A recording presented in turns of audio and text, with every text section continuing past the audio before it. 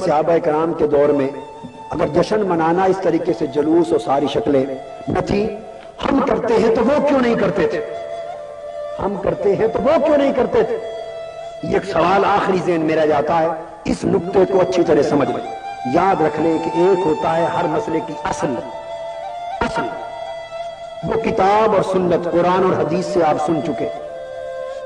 दूसरी है उसकी शक्ल, जलूस हो, जलसे हो, महफिल हो, सलात व सलाम की महफिलें हो, चरागा हो, फानूस हो, तोपों की सलामी हो।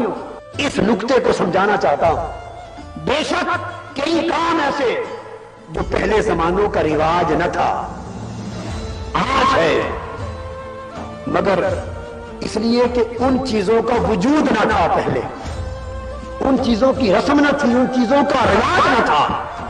कैसे रिवाज न था, इसकी मिसाल समझे। ये बताइए कि अगर आप सेहतमंद हो, तंदुरुस्त हो, बिल्कुल तवाना, तो आपको सर्बेक्सटीन की गोली कोई खिलाता है? बोलिए। विटामिन बी कम्प्लेक्स का सिरप कोई पिलाता है? आपको ग्लूकोज की ड्रिप कोई लगाता है? अगर आप सेहतमंद तवाना हो और रूटीन की खुराक से आप चल रहे हो, तो कोई अस्पताल में दाखिल करके ग्लूकोज की ड्रिप लगाएगा? नहीं। किसको लगाई जाती है? जब कोई मरीज और बीमार हो जाता है, उसी वक्त लगाई जाती है। अरे मिलाद के जश्न और धूमधाम के सारे ये कमजोर ईमानों को बार बार जिला बख्शने के तरीके। जब से उम्मत के लोग ईमान में मरीज हुए, तब से मुस्तफा के मिलाद के जरिए मोहब्बत के ड्रिप लगाए जाने लगे। सहाबा सेहतमंद थे, ड्रिप की जरूरत न थी। सहाबा सेहतमंद थे, उनको टीकों की जरूरत न थी। हर वक्त मोहब्बत मुस्तफा में सरशार, हर वक्त इत्तिबा मुस्तफा में सरशार, हर वक्त इश्क मुस्तफा में मुगल, हर वक्त शरीयत मुस्तफा के मुत्तबे, हर वक्त इस्लाम की शान और शौकत के झंडे उनके हाथ में बुलंद थे। ईमान मजबूत थे, सेहतमंद थे, तवाना थे। सो उनको अलग तबलीग के इज्तिमाआत की जरूरत न थी। उनको रोजाना नए नए इज्तिमा करने की जरूरत न थी। उनको अलग से जश्न मनाकर मोहब्बत के सबक बार बार याद दिलाने की जरूरत। मनाते वो भी थे मुस्तफा का मिलाद, मगर सदके करके, बकरे ज़िबा करके, खाने तक़सीम करके, रोजे रखकर, महफिलें करके, मिलाद का जिक्र करके, बैठकर खुश होकर मिलाद मनाते थे। उनके ईमान की ताजगी इसी अमल से हो जाती थी। वक्त गुजरता गया, ईमान हमारे कमजोर पड़ते गए। ईमान कमजोर पड़ने के साथ साथ ईमान की मजबूती और इश्क और मोहब्बत रसूल के इंजेक्शन, टीके ज्यादा से ज्यादा लगाने की जरूरत पड़ती गई।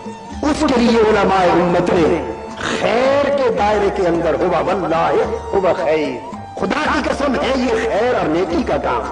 ईमान से कहिए, जब आप 12 रबीउल अव्वल को मिलाद मुस्तफा का जुलूस निकालते और सारी रात कुमकुमों में लगाते हैं, झंडियां लगाते हैं, सबीने लगाते हैं, सबका ख्याल करते हैं, जश्न मनाते हैं, जैसे कि पूरी उम्मत आप सुन चुके मनाती रही।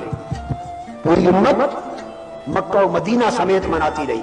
जब आप मनाते हैं, सुबह ज़र्क नए लिबास पहनते हैं, बच्चों को लेते हैं और बावजू होकर मिलाद मुस्तफा के जुलूस में निकलते हैं, महफिलें करते हैं, दरूद और सलाम करते हैं। ईमान से कहिए, ईमान और मोहब्बत रसूल का जज्बा तवाना और जवान हो जाता है या नहीं? ईमान तो पहले भी था।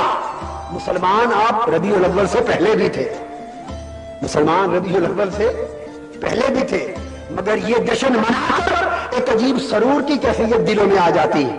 अहले ईमान झूमते फिरते, सर धुनते फिरते।